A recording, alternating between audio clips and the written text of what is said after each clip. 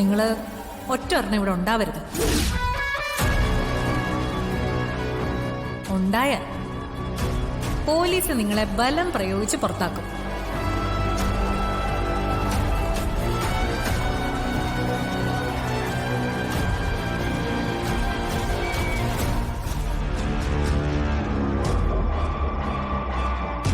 അഭിമാനിയാ സേതുമാധവൻ. ഈ അപമാനം അയാൾക്ക് താങ്ങാൻ സാധിക്കില്ല. അതെ, നാളെ മുതൽ അയാൾ വെറും സാധാരണക്കാരനാണ്.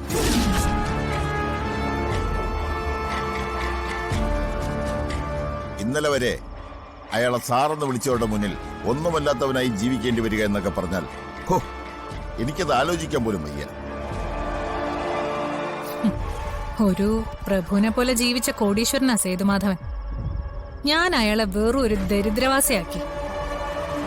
ഇതിനപ്പുറം ഒരു നാണക്കേട് ഇനി അയാൾക്ക് വരാനുണ്ടോ?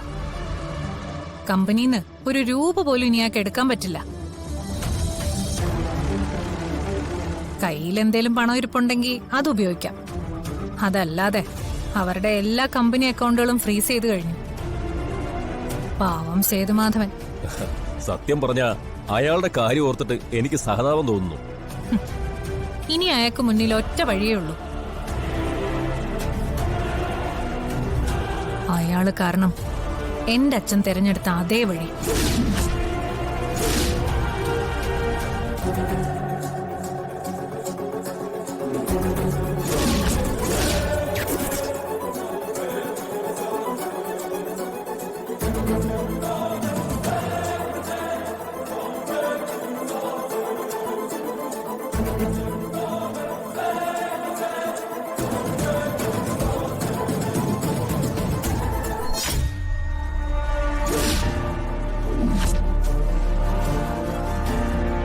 ഒന്നുകിൽ അയാൾ ഇന്ന് രാത്രി ആത്മഹത്യ ചെയ്യും, അല്ലെങ്കിൽ അയാള് ഹൃദയം പൊട്ടി മരിക്കും. രണ്ടായാലും എനിക്ക് സന്തോഷ. മൂർത്തി, ഞാൻ എന്താ ചെയ്യേണ്ടതെന്ന് പറഞ്ഞാ മതി. ഏറ്റവും മനോഹരമായ പൂക്കൾ കൊണ്ട് ഒരു പുഷ്പചക്രം ഉണ്ടാക്കണം. സേതുമാധവന്റെ ശവത്തിൽ ആ പുഷ്പചക്രം സമർപ്പിച്ചിട്ട് വേണം എനിക്ക് നെല്ലിശ്ശേരിയിലേക്ക് തിരിച്ചു കയറാൻ.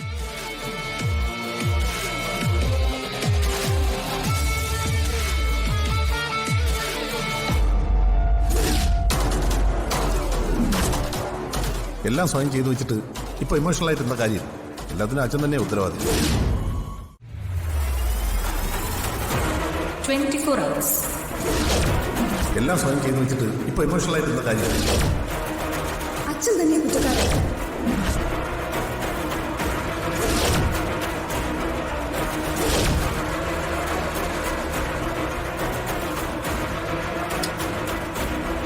അച്ഛാ,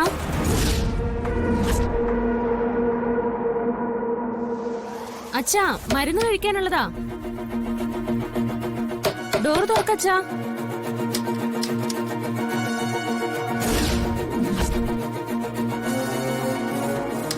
എന്താ ഏട്ടത്തി? അച്ഛൻ വാതില് തുറക്കുന്നില്ല. അങ്കിളെ, നീ ഒന്ന് പിടിച്ചേ.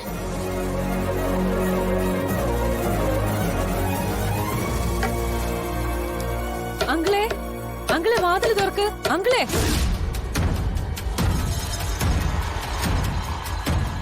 അങ്കിളെ, സച്ചേട്ടാ, സന്ദീപേ ഒന്ന് വന്നേ.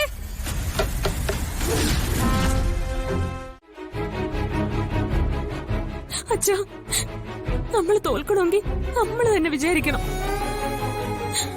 അവന്തിക്ക് നമ്മളെ ചതിച്ചു, പക്ഷെ ഇതെല്ലാം നമ്മൾ തിരിച്ചു പിടിക്കും. ഞാൻ അച്ഛന് വാക്ക് തരാ. അച്ഛനും അച്ഛന്റെ മക്കൾക്കും അവകാശപ്പെട്ട ഒരു തരി സ്വത്ത് പോലും ഒരാളും കൊണ്ടുപോകില്ല.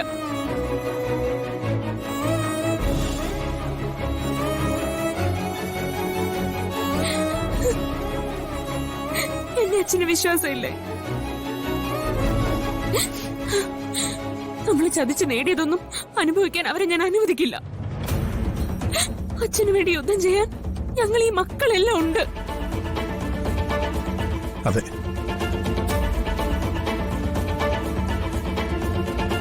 ഇതിനുള്ള തിരിച്ചടി അവർക്ക് നമ്മൾ കൊടുത്തിരിക്കും. വിഷമിക്കാതിരിക്കും.